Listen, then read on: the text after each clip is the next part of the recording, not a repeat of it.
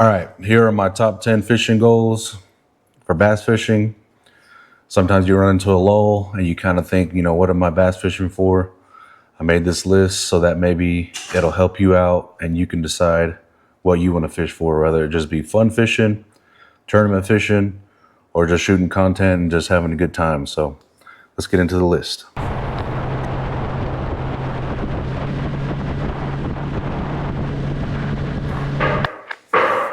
All right, so I made a list here, wrote them down. This is the stuff I've been thinking about doing. I've been fishing for pretty heavily like the last 2.5, 3 years with the bass boat. So these are a little bit more oriented to that. But number 10, I think everybody can relate to this one. When you first start out, you want to consistently catch them every time you go on your fishing trip or every time you go to the lake. So basically start getting your bass notes out, start figuring out how they move, and that way every time you go, you can run into them and catch some bass, because there's a time where I would go and I wouldn't catch nothing. It's weird because I actually caught more bank fishing all the time, and when I got the boat, it took me a while. But then after a while, you get used to it and you start to run into them more. So biggest advice for that is get bass fishing notes on your phone, write them down, whatever. And that way you can see where you caught them all throughout the year, and you can kind of start to see the patterns and see where they're at based off of where you catch them at. All right, number 9. This is something I want to accomplish still. Probably going to be one of my next moves, but I want to spend the night at a river, at a skinny water with the kayak. So, of course I need to get a kayak first. I don't even have a kayak, but maybe the Brazos River or the Guadalupe River. Spend the night out there, cook out, and then continue on the next day fishing, a big body of water, a big river. All right, number 8. This one is going to be kind of hard because, obviously how far away it is, but this has always been a dream of mine. I want to fish the California Delta. I think everybody knows how big the fish get around there and how beautiful it is around California. So something on the bucket list I definitely want to do, and something I'm going to have to plan this trip out, but for sure going to have to get that done. All right, number 7, catch a ShareLunker from the bank. So in Texas, anything that is above 26 inches, I believe, 20 inches, not sure, but it has to be over 8 pounds, or it has to be longer than that in length. And that's what we call a ShareLunker here.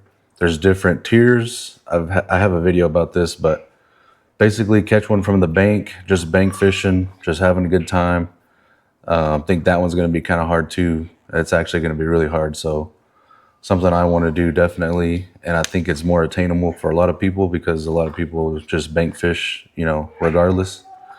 But for sure, gonna have to try to get that one done. Number 7 is number 6, catch a 5-pound smallmouth. So either a spotted bass or a smallmouth. And actually here in Texas, we have Guadalupe bass. That's our state fish, but I think that would actually be a lake record if someone caught a 5-pound Guadalupe. But the home lake that I'm at, Allen Henry, there's a lot of big spots there, so it's not out of the realm. The biggest, my PB spot, I think, is a 2.5 pounder. So something that I think definitely I could do for sure around here where I'm at. All right, number 5. This one I actually have already done. It is win a bass tournament. I do have a video about this one as well, but it was on my home lake, Allen Henry. Crazy story. Long story short, I joined in this small bass tournament. I think it was like 14 boats. Some dudes that were really good too. Didn't catch nothing the whole time, just a bunch of little spots, and kind of threw a Hail Mary, went up to some dirty water, and I actually caught my PB, which was an 8.4 largemouth. And I took that to the ramp, and I was actually going to get second place, but someone at the ramp, when they were pulling their fish out, one of their fish jumped in the water out of their bag. So I think they would have got first barely, but I think just when it's your time, it's your time. So pretty crazy fishing story. And it was actually the first tournament I ever joined. So just craziness, but definitely already got that one off the list. But I'm sure for anyone else, that's probably a goal for a lot of people, is to win a bass fishing tournament. Okay, number 4, I've already done this one too. I did this last year, and that's catch a 20-pound bag. I think everybody knows that a 20-pound bag is kind of hard to do, especially when you first start out. And by bag, I mean your 5 fish, the best 5 fish you can get in one time that you go to the lake. It's basically how every tournament is weighed in at the end of the day, is your best 5. So last year during January, very cold. I think the barometer, the pressure was like below 28. So it was like one of the best times to go fishing. And I'm not kidding, every single bass that I hooked into, set the hook on, was like 4.5 pounds or bigger. And I actually missed 3 of them that I think might have been sharelunkers. It was probably the most magical day I've had fishing. And luckily enough for me, some of my buddies showed up afterwards. They were kind of like in the middle of it, but they got to witness that day, and it was very crazy. So number 4, catch a 20-pound bag. All right, so the top 3 are going to be the hardest. Probably a lot easier for me though, because I'm in West Texas and there's just giants everywhere. Shout out to Texas Parks and Wildlife. The lakes around here are crazy. But basically, this is like the same variation, but just in 3.